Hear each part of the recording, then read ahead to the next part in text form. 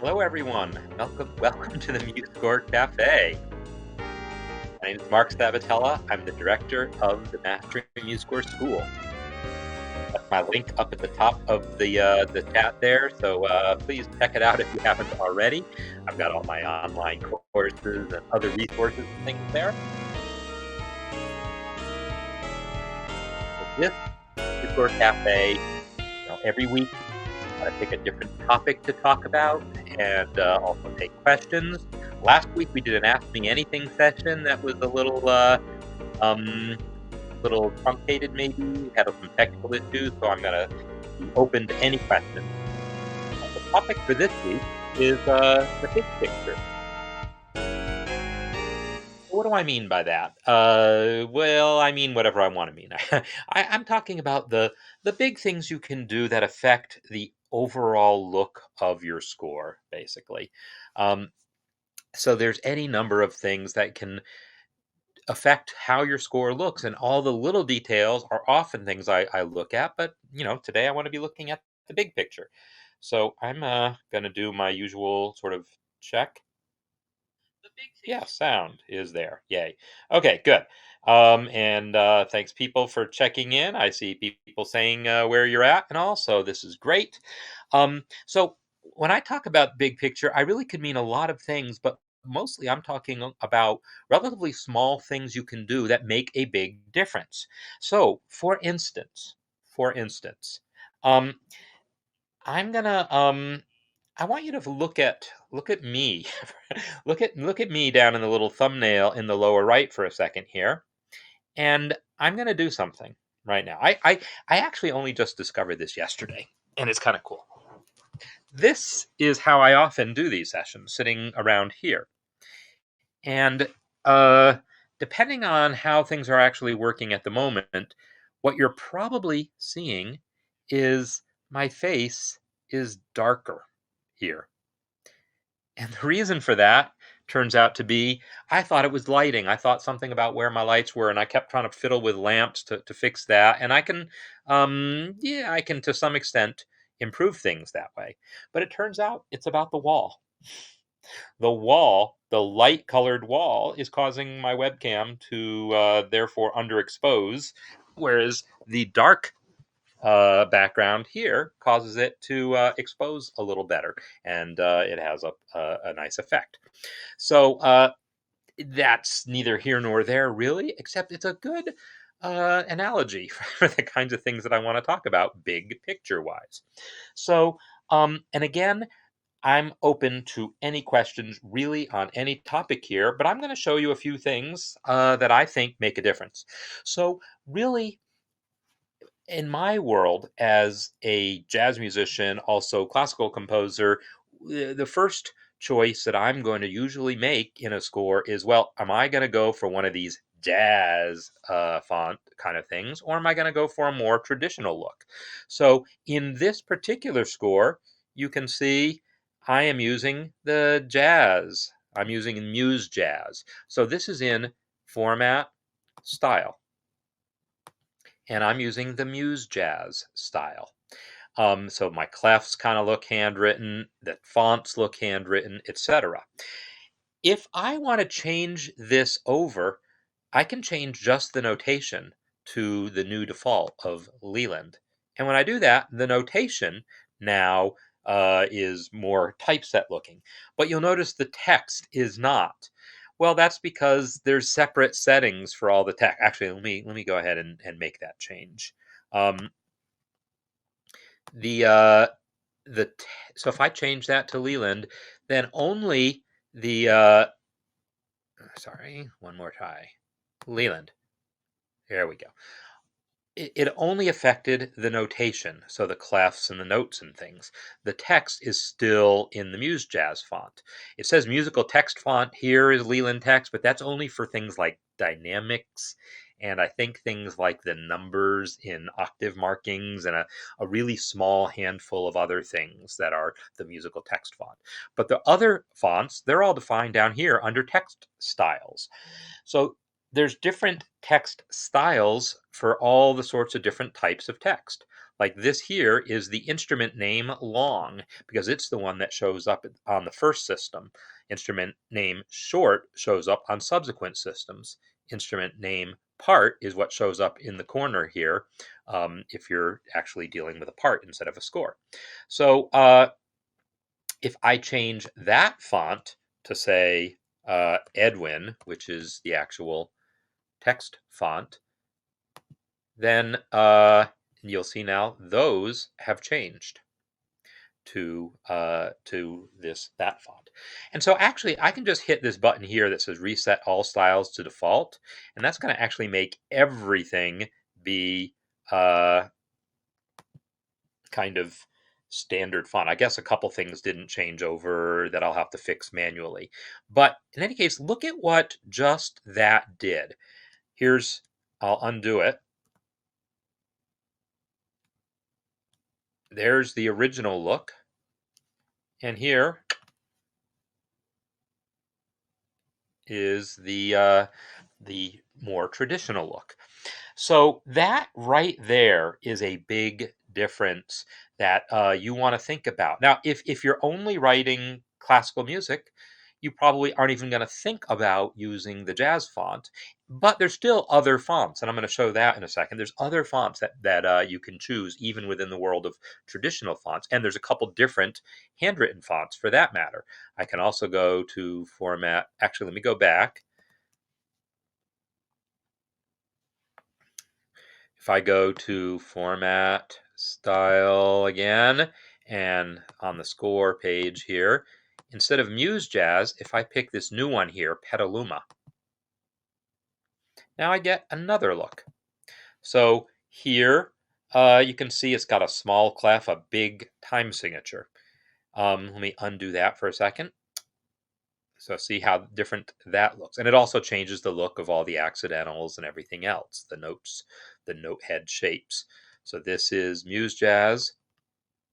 This is Petaluma. Petaluma is named after, well, it's named after a city, I think, in California, but it's where the new real book, the Chuck Scher series of fake books are from. And there was a small team of people who did the calligraphy for that. Chuck did some originally, and then he passed it off to another guy named Bob, and then a woman named Anne, who I actually went to school with when I was in school there, is sort of became the main calligrapher for a lot of this stuff. And so to some extent, this font is basically copied from Anne's handwriting. So I see a question. After you use MuseScore, you can't get it to go away. All right, so I'm going to guess that question about turning very light gray. This would typically either mean that it's crashed, that's possible, or it might mean that you've opened up another dialog box. Like if I open, say, format style, at this point, I can't actually click anywhere in MuseScore because this dialog box is open. On my system, that doesn't cause the rest of it to become gray, but that depends on your operating system. On some operating systems, that might happen. It could, though, mean that it's crashed. It's just hard to know. So yeah, that I couldn't tell you for sure. So can you save these custom settings? So yes, absolutely. So that's actually a really good question to kind of get early on here.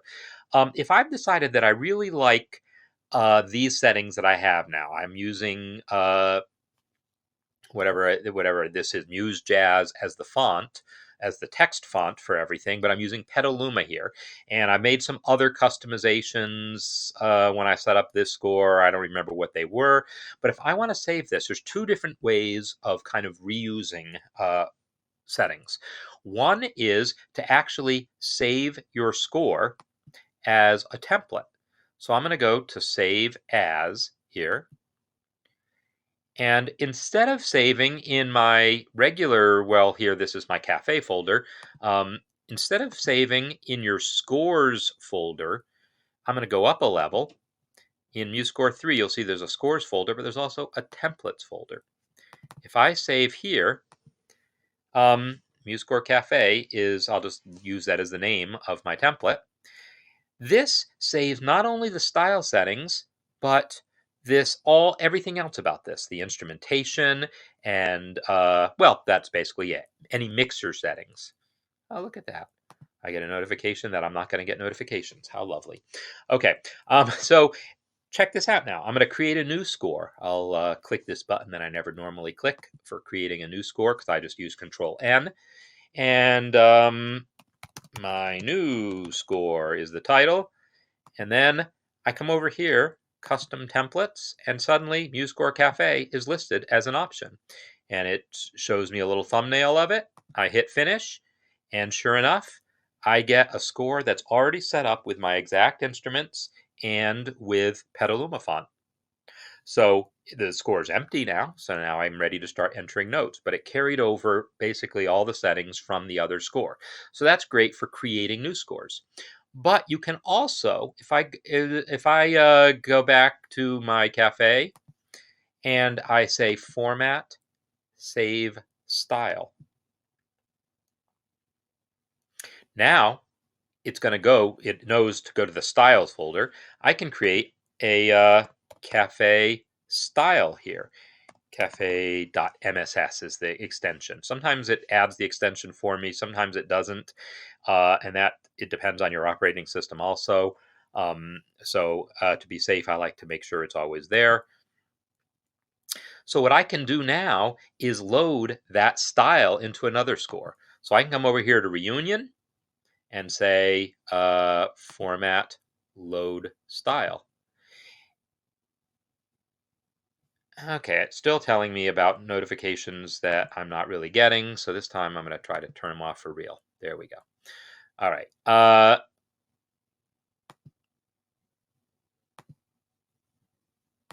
Fine. Okay, so if I load the cafe style into Reunion, look what happens. Boom. So what did it do? It changed the score font to Petaluma.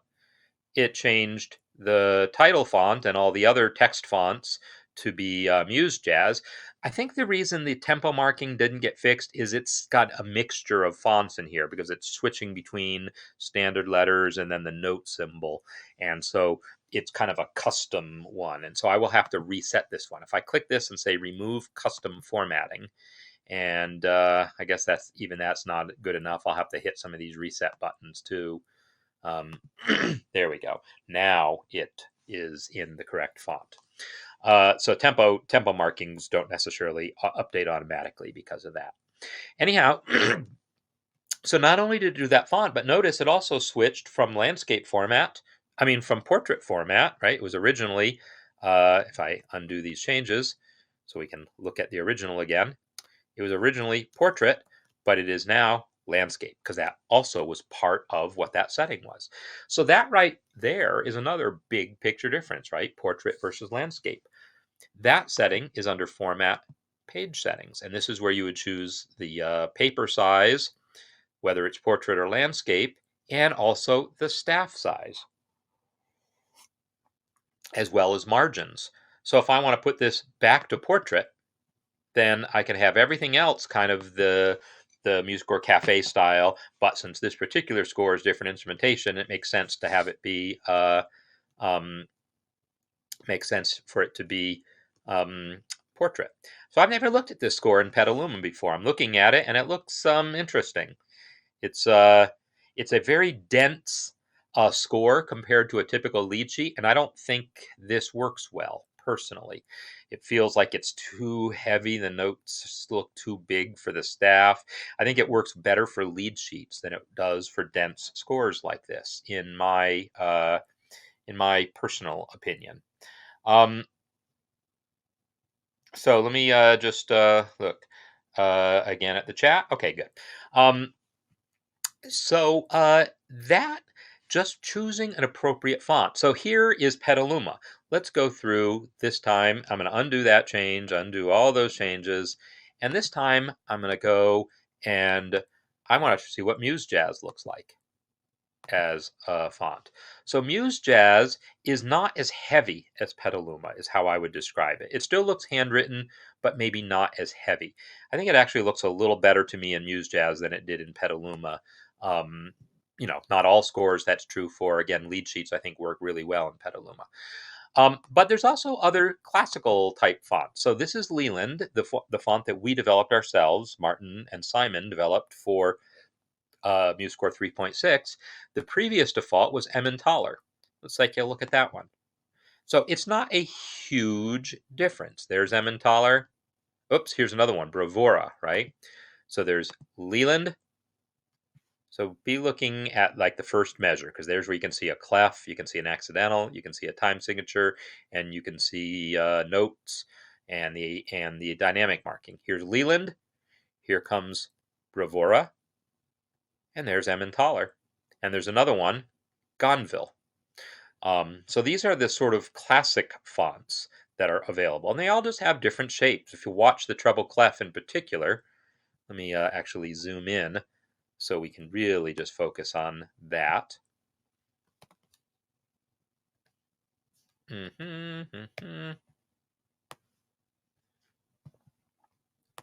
So again, Leland, Bravura. Notice how the brace got thicker and the clef itself got heavier. There's Bravura, there's Leland, there's Bravura. Now here comes Emmentaler. Emmentaler has a taller clef. Emmentaler. Is that really true? Here's Bravura. Yeah, Bravura Bravura and Leland have a clef about the same size. Leland's is maybe skinnier a little bit. Bravura's is a little wider, but Emmentaler's is a taller clef. And Gonville is shorter again. So anyhow, just different looks. And those don't make a huge difference necessarily, but it is a difference nonetheless that you want to be aware of.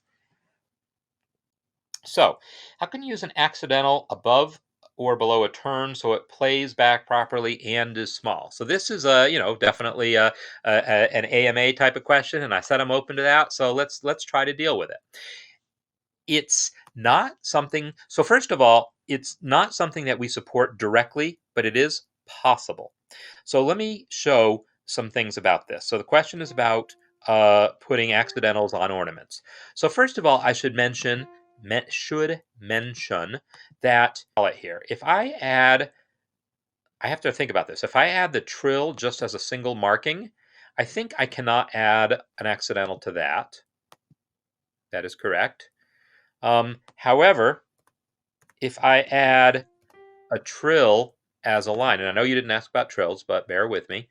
If I add the trill from the lines palette over here, the trill line, I can actually add an accidental to it.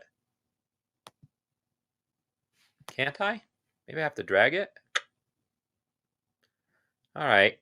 I thought I could add an accidental directly to some sort of ornament, but apparently not. So in any case, it wouldn't work for playback. And you asked about turns and not trills. So let me enter my thing again, and I'm going to put a turn in here. And depending on where you want the turn, how you want it to be, you either add it to the first note, or you add it to the second note, or you add it to one and then move it between them, because there's different types of turns. I'm going to use just this turn over the note. Oh, and I'm going to turn my playback back up because we need to hear the playback. Here we go.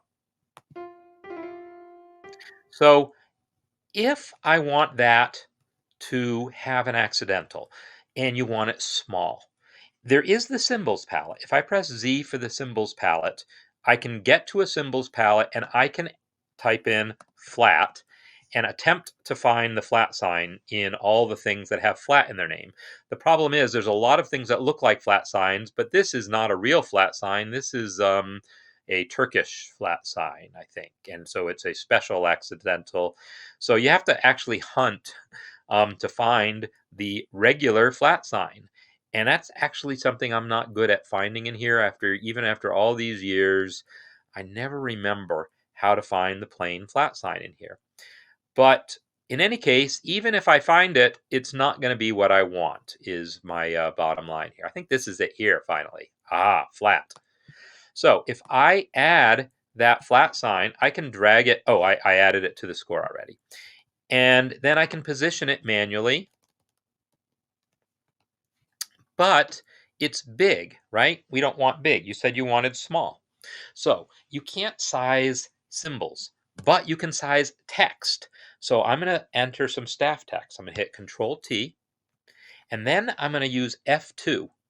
Oh, and you can tell that I used F2, right? Because I don't have my screen, my keystroke logger thing working. So now you'll see when I press F2. Here's the flat sign. I can enter the flat sign here, and now it's text. So it's going to obey the text setting in the inspector. I can make it bigger. I can make it smaller. So I can make it as big as I want. However, it did not affect the playback, right? So there is a bit of a trick to this. It's yeah, I'll show you a couple of different tricks, and then you can decide for yourself if it's worth the trouble, or if which way to try to do this. One way that often works, and to be honest, I haven't tried this at the beginning of a measure to know for sure, but I'm going to go to voice 2, and I'm going to enter a G flat, and I'm just going to enter it as a whole note. And then I'm going to take that whole note there and make it, I'm going to make that thing invisible. I'm going to press V, but I'm also going to take that note, that G flat, and make sure it doesn't play. I'm going to turn off the play property in the inspector. That G flat will not play, but it was registered by the turn. The turn looks at other notes in the measure to decide if it should be flat or not. Why doesn't it just look at the symbol? Because we haven't implemented that yet. Someday, hopefully. But for now, an invisible silent note in another voice will trick that thing into actually playing. I'm pretty sure that worked, right? Is there a way to slow down the playback of that turn? By the way, that turn is too high. That's because the default is set to above staff.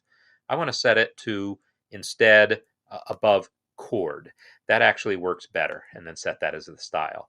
Time stretch. Does it obey the time stretch to change the speed of it? I don't even know. Doesn't feel like it did. I feel like that field is not actually doing anything. Yeah, it's not even changing.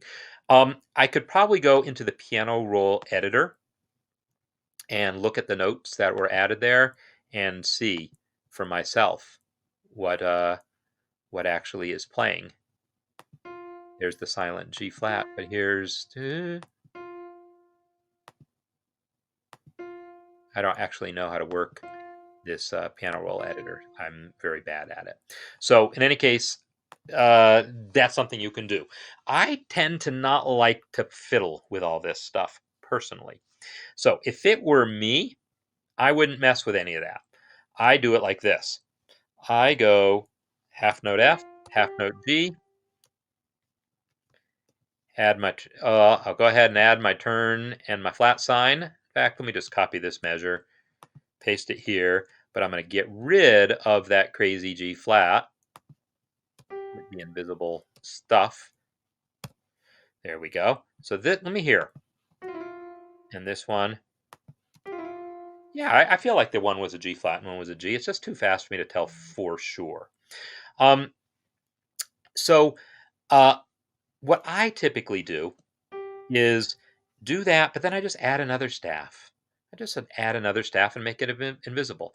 So usually I actually add, if it's a piano score, I'll just add a whole other piano instrument because maybe I'm going to need 2 staves for it. Maybe I won't. I don't know. But I'll add the other staff and I'll just write the dang thing out.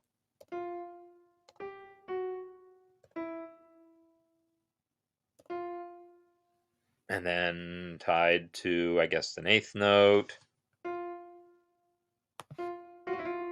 Right? So now I can take the original note and make it, oops, I did that on the wrong one. I want to do this on this version.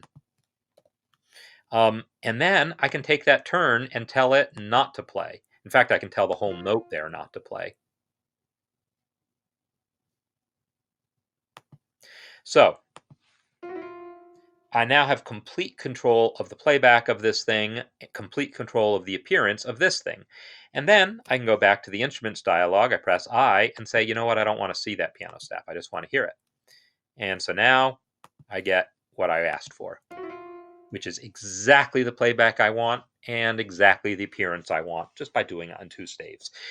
It's, to me, more fun. It's just more straightforward to do that than to mess with these workarounds with invisible notes and other voices. And I don't know. I don't trust that as much.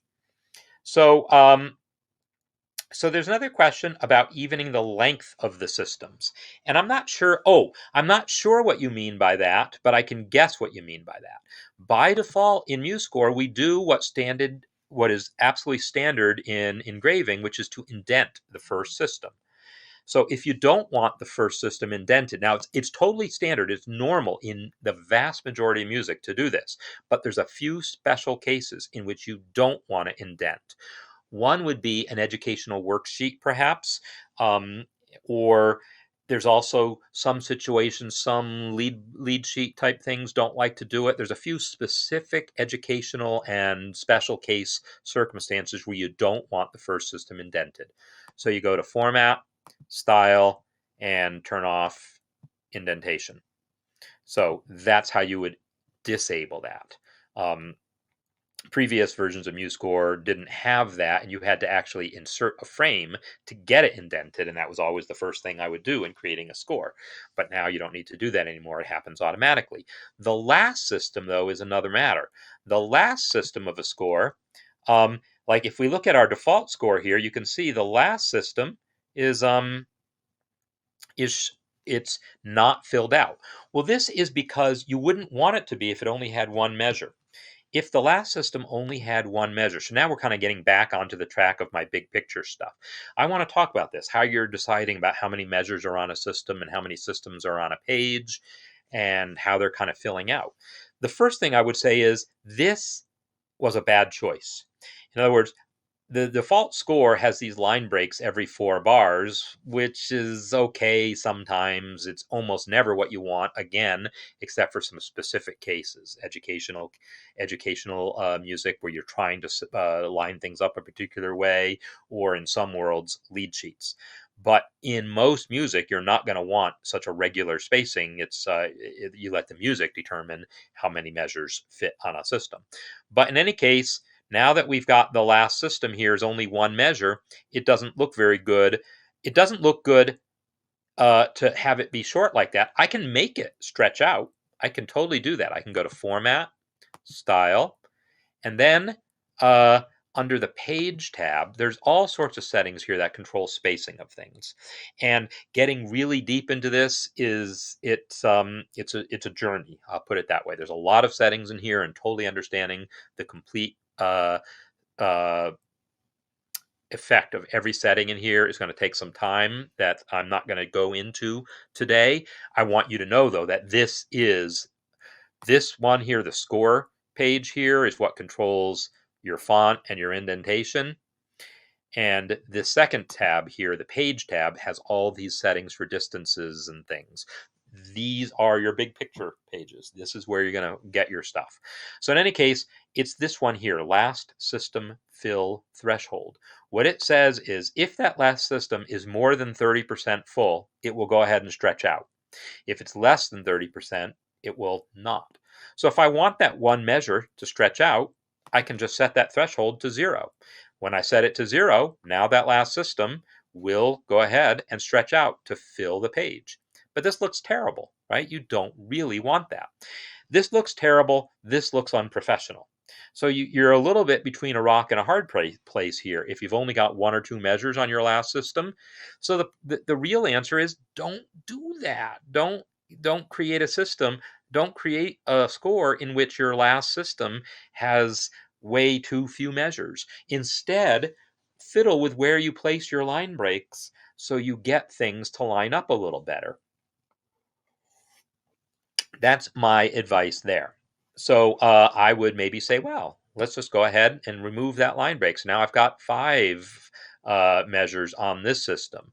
Or maybe you want it to be So this is a 4 and a 5. Maybe by the time you actually put notes in it, that's too crowded. Maybe you really want 3, 3, and 3 for your last few systems. And then I need to go back and set that style setting to say, again, 0, because I do want it stretched. So maybe this is how you want it. And one point that I will make is you don't even think about this when your score is still empty, because you don't know what it's going to look like. You don't know until you add notes how this is all going to work out. So you don't want to be playing games with how many measures are on a system when the measures are empty. That's not interesting. I could say, hey, I like 4 measures per system and 3 on the last couple systems, but then you go to put some actual notes in and you realize, oh, my first system is actually 4 measures and a pickup. And whatever, here I only have 3 measures on the last system, and that's because one measure is super long. It's got all those 30-second notes in it. So until you have the notes, you don't know what's going to make sense for most scores. So wait till you enter the notes, then you start adding some line breaks and things. Um, so let's see, let's call educational worksheets and lead sheets the wrong way and be done with it. Yeah, I won't say that. Most of the music I make are those two things, right? So I do a lot of educational worksheets and I do a lot of lead sheets, tons of both. So this is why, by the way, when you create a score, if you go to create your score and you choose under jazz, the jazz lead sheet template, it is not indented, because we know that. We know lead sheets generally are not indented. So that's something that's there. I also have created my own template. So I showed you how to create a template. I created my own for educational worksheet. I call it handout. So if I go to my handout worksheet, again, it's not my handout template, again, that one is not indented. So that setting is remembered as part of the template. This doesn't look very special here because you can't see. Let me actually go back to the dialog so you can see there's a whole lot of style settings I set up in making that handout, so that not only is it not indented, but I can have yellow text and all sorts of things, aligning of Roman numerals and all sorts of stuff that I set up in here that's not obvious right now. It just looks like any old empty score. So yeah, those are some things. Let me flip over to a score where I've deliberately not put in the line breaks here. I basically took them out.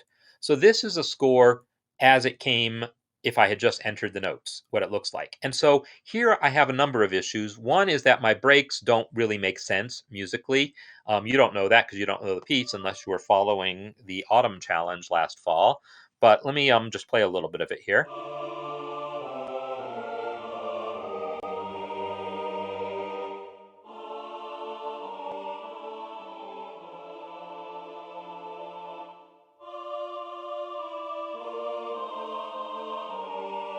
So this is a line of music.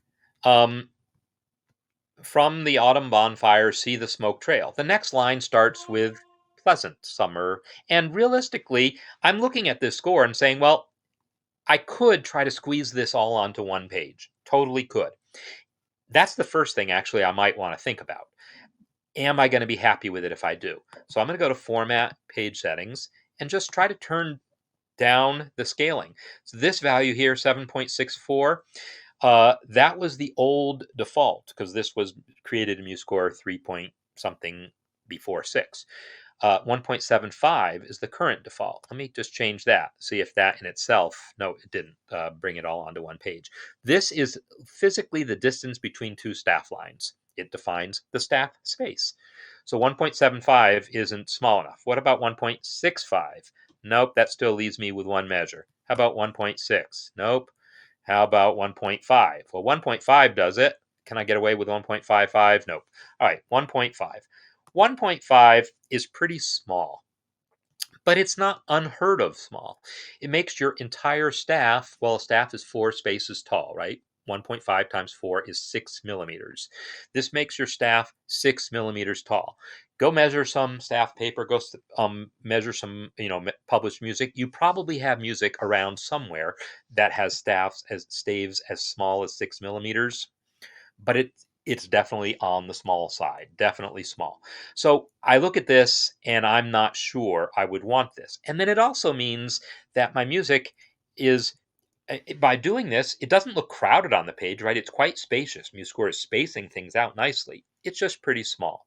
So I personally, I might try it. I might try printing it and seeing if I'm happy reading it. And if I'm happy reading it, then all right, by all means. Oh, by the way, what size paper is it? Okay, yeah, letter size paper. The other thing is a lot of choral music is printed on smaller paper, and then it's not going to fit on one page no matter how you slice it. But so making just the staff size smaller would allow me to squeeze it onto one page. But I don't think I want to do that. So I'm going to go back to my original staff size here. Make sure that's really correct. Yeah, 1.764. I'm actually going to change to the new default of 1.75 because why not? All right. So instead of trying to make it fit on one page, I'd rather just make it more balanced on two. So right now, it's barely using the second page. I'd rather fill up the second page. So I could just arbitrarily put in a page break somewhere to stuff more stuff over there, but no, now's the time to get more musical about where my breaks are going to go. So I'm going to go back to what I said. This is a line of music here, pleasant summer over. So I'm going to put a line break right before that, hit enter. And then, and so pleasant summer over and all the summer flowers. I guess that's another line break there. And then, the red fire blazes, the gray smoke towers, another line break. And then, sing a song of seasons, something bright in all. Line break there. And then flowers in the summer, fires in the fall. So one of the things you might notice here is even though I said 4 measures per system isn't going to be necessarily realistic, this particular piece of music does line it up in 4 measure segments pretty uh, in a very straightforward way. So I don't mean to say that 4 measures is never appropriate.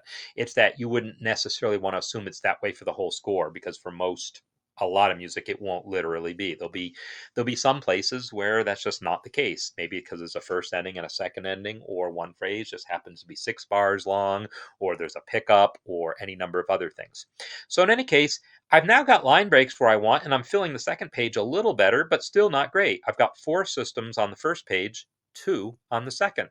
So how about if I now take this third system and add a page break? So instead of enter, I'm going to use control enter.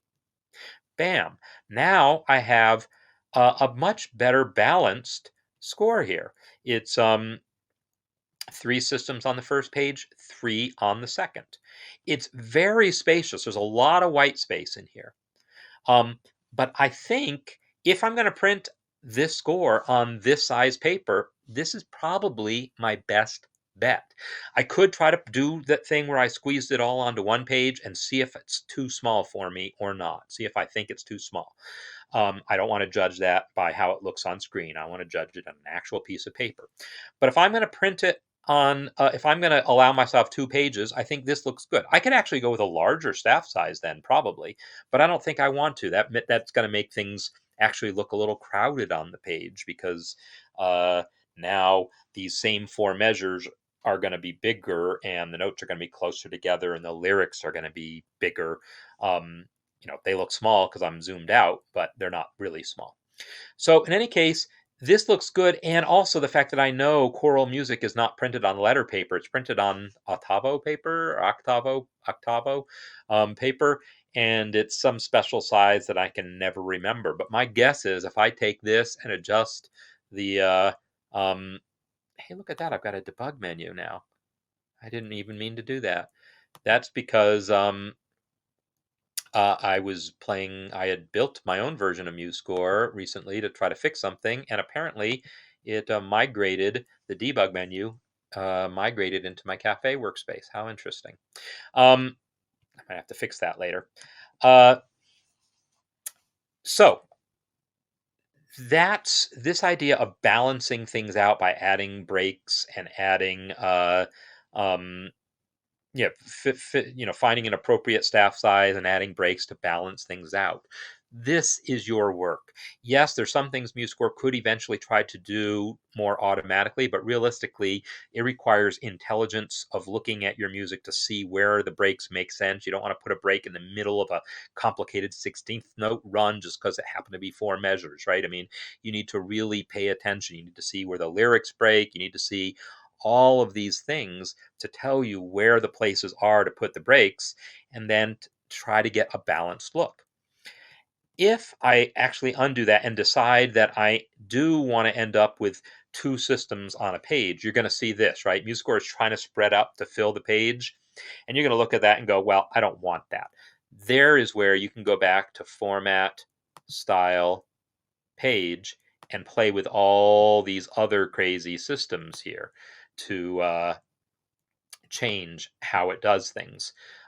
So anyhow, there's all these different things. This factor here changes whether it decides to add space when it's trying to fill a page. Do I do it by adding space between stays within a system, or do I do it between systems?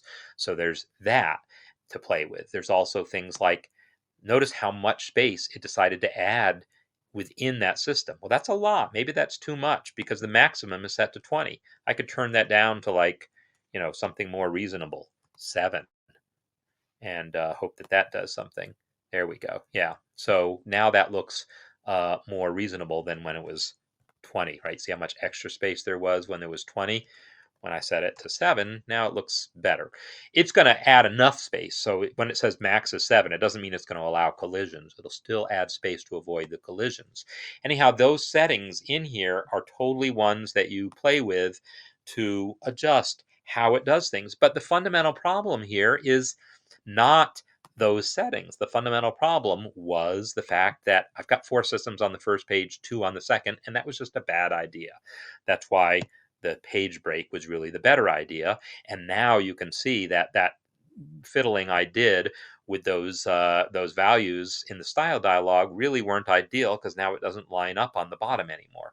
So you want to do your balancing of systems first. Then you can fiddle with those settings to adjust things a little more from that.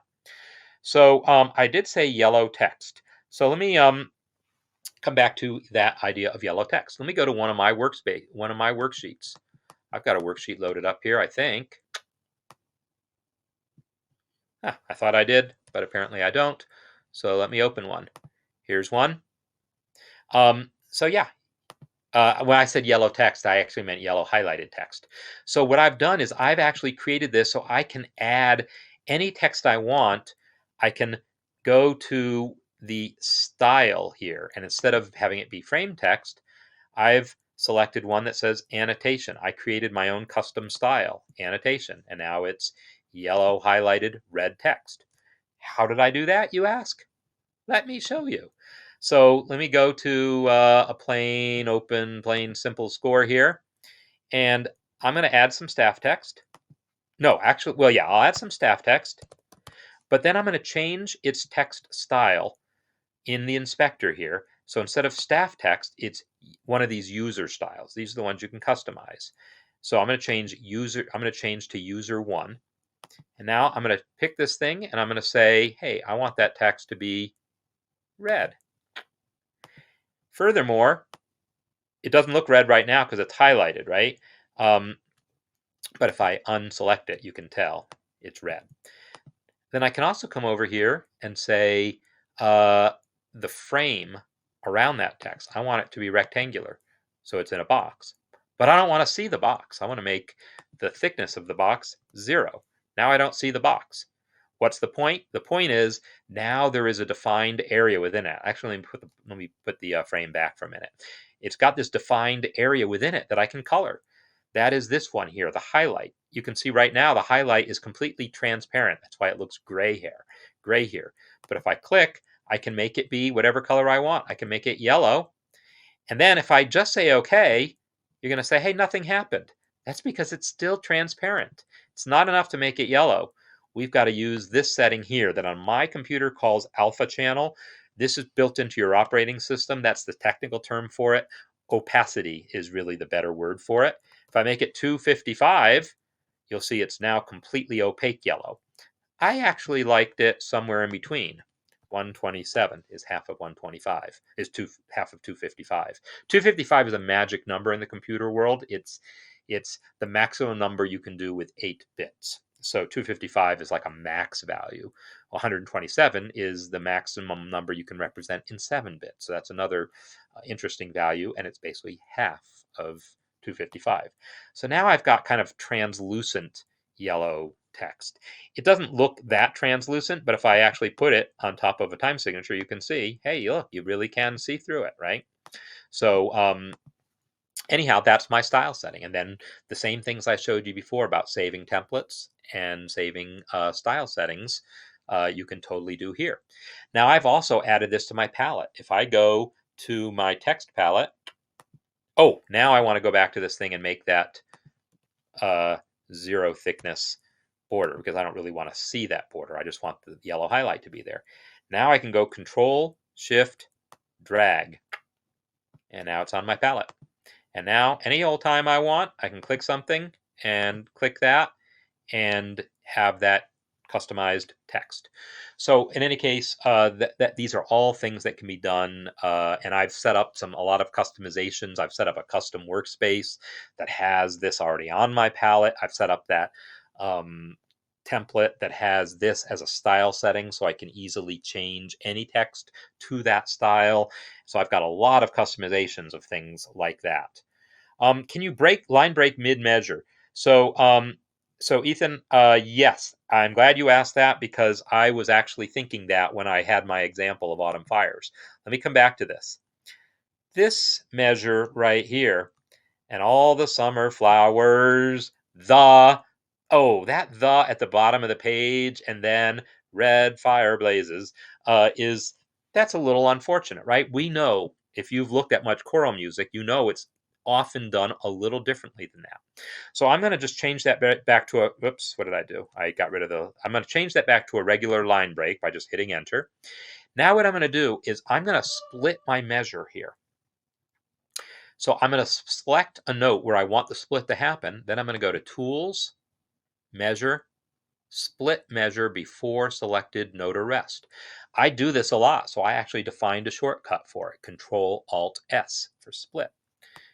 And when I do that, now notice the measure is split there. There's a bar line there. So now I can add my page break here instead.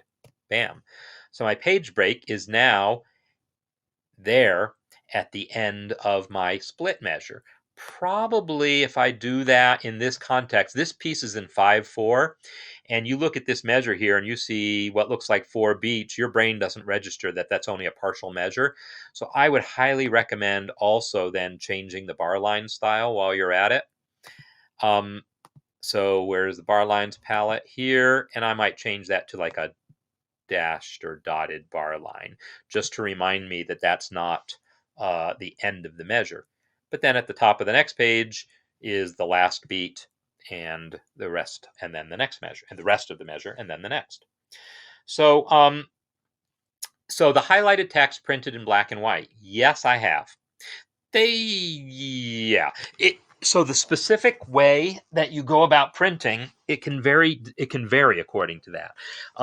If you print first to PDF, if you first generate a color PDF and then print the PDF, you'll get one result. Or if you just print directly from MuseScore to a printer, you might get a different answer. Or if you upload to MuseScore, then download the PDF, you're going to get a black and white PDF, I think. So there's all sorts of things like that that can change how it looks. But realistically, okay, you're not going to be able to really see this, but it just shows up as a gray background. It's not particularly attractive, but whatever. I'm not worried too much about that. I like, one of the reasons for one of the things I'm doing is producing online courses and encouraging people to use these worksheets and handouts in an interactive way, so that when I do load a worksheet like that one that I loaded for you there, you don't just see this, but you can actually say, hey. And I also have that on MuseScore.com, and you can do the same thing. You can select that measure on MuseScore.com and press play, and it'll play that measure. So I'm very much liking to have this be a living kind of document, not just a piece of paper. So it doesn't look that great on paper. I could probably find a way, like I could use style settings or do something to get rid of all the color before printing if I really cared that much. But I guess I just don't. All right. So, yeah. So as far as the big picture things I wanted to talk about, these were them. What font are you using? What page size are you using? I didn't really try different page sizes. I just verified that I had letter and talked about a page size. Actually, let me look at that up. So, what does anyone? No one knows, I suppose, what a octavo page is. Choral music. I think it's octavo. Octavo. October is about 10. About. Why the heck is it about? Is it exactly something in millimeters? It has a variable definition. I see. All right, so that's a problem. So basically, people are saying about 7 by 10 and a fraction of some kind. 10 and 3/4. Here I see 10 and a half. So anyhow, I'm going to go with 7 by 10 and a half because I just feel like it. So I'm going to go back to my piano score my vocal score here, and I want to see what happens if I actually change the page size that way. Page settings. So octavo is it even in here? That would be useful if it was. There's quarto. Is that related? Is it related to quarto? What is quarto? Let me change to inches here. 8.5 by now. That's some other random thing.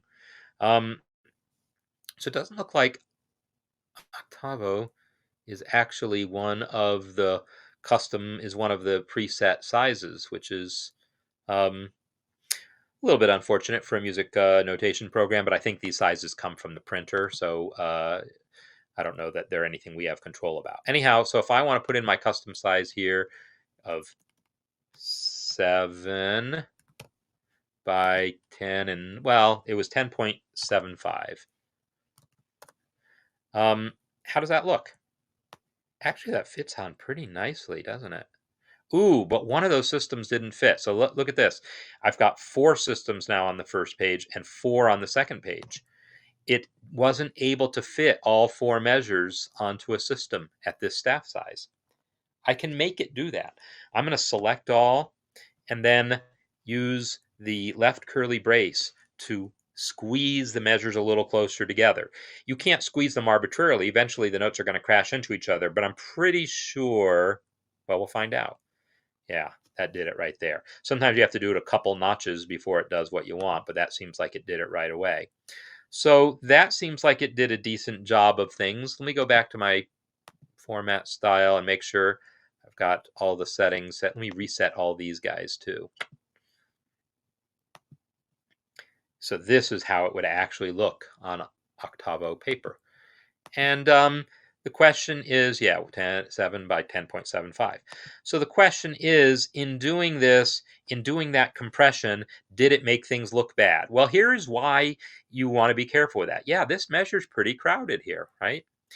This is correct spacing as far as consistency and all, but that's pretty crowded spacing. MuseScore was kind of right to not want to do that by default.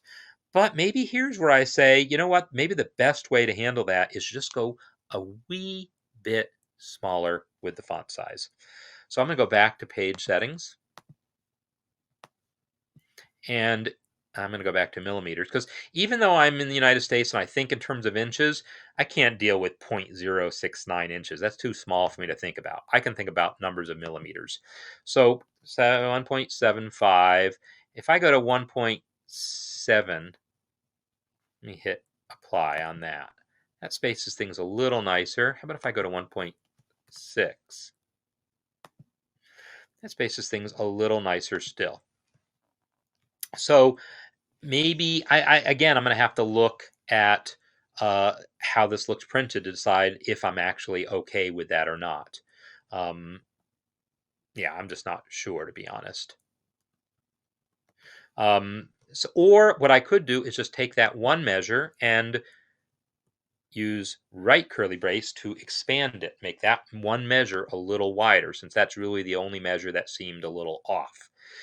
The quarter notes in this measure were closer together than the quarter notes in this measure because this one had a bunch of lyrics it needed to space and this one didn't. And so maybe I'm better off actually just continuing to widen it until its quarter notes look more consistent with those. But ooh, now this one is also too narrow, so I want to make it a little wider too. And now everything else is having to get. See, I don't like dealing with these little small details. I mean, I'll do it when I have to, but for me, I'd rather find the settings that just do good things without me having to fiddle with all this stuff. But by all means, we provide the controls to let you fiddle, so fiddle away. And really, that's the only measure where I saw that, well, this is a little crowded here too, right? So let me just select that measure, widen it.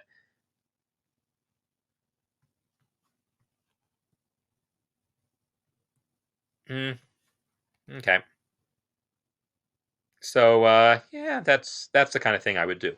But so I do a lot of this work zoomed way out like this so I can see the effect on the page. So I'm not focused on the details, but focused on the big picture.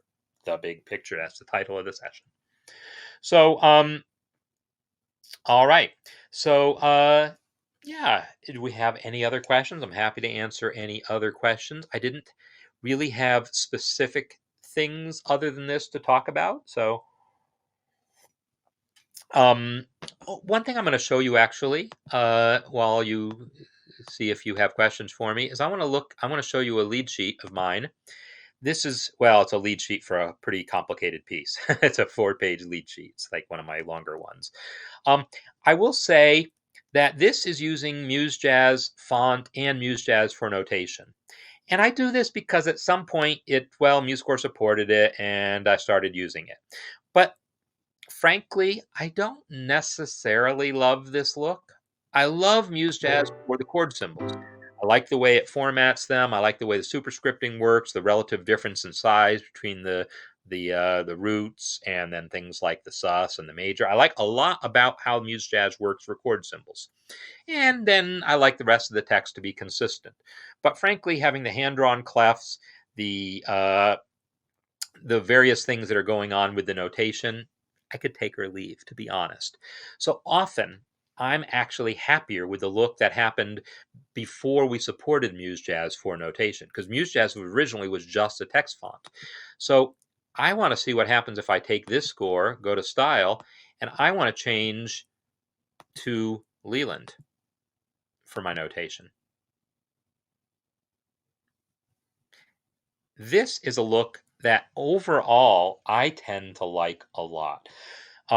Having the notes themselves look typeset and letting the handwriting apply just to the text. I personally find that to be an effective look. Now, whether Leland is better than Emmentaler or Bravura, I couldn't say, but I've never looked at it with Leland. When I wrote this, Emmentaler was the default. So I'm sure when I wrote it, this is what it looked like in Emmentaler. I've never looked at it in Bravura, I'm sure, so I want to do that. Bravura is okay. But actually, I think I rather liked Leland for it. Anyhow, this look of typeset notation, because realistically, it's the typesetting exists for a reason. It's capable of being more precise than handwriting. A handwritten looking font can still be precise, but it uses like especially fat lines to imitate how people would do things by hand, and that can be useful when you're reading a score in a dimly lit bar, especially in the days when those dimly lit bars were also smoky, and maybe you've already had a bourbon or two. Then yeah, you want some nice boldly drawn things. So what I used to do is I would use a typeset font like this, but I would change the settings to make the stems a little fatter, and otherwise change, made the staff lines a little thinner, the bar lines a little thicker, and I did all those sorts of things in the style settings. So I can come to my style dialog and say I want, under the notes, I want the stems to be a little thicker. That's probably too thick, maybe around here. And then what else did I say? Maybe I want the bar lines to be a little thicker. Thin bar line, let's make it 21. And maybe the staff line's a little thinner. They're under measure, I think, staff line thickness. Let me just turn it down a tiny bit. So now it's 10. I don't know. I would make adjustments like this so that the notes would still stand out while still being in a nice typeset looking font. So there's a lot of style settings you can play with for specific purposes like that. And by all means, you want to play with them because they will have a big effect. So, yeah, I'm happy to answer these other questions. And so, Francois, the question about the F sharp 7 sharp 9, and I remember that note. I remember that chord. That's around. So this is the version that's not the lead sheet.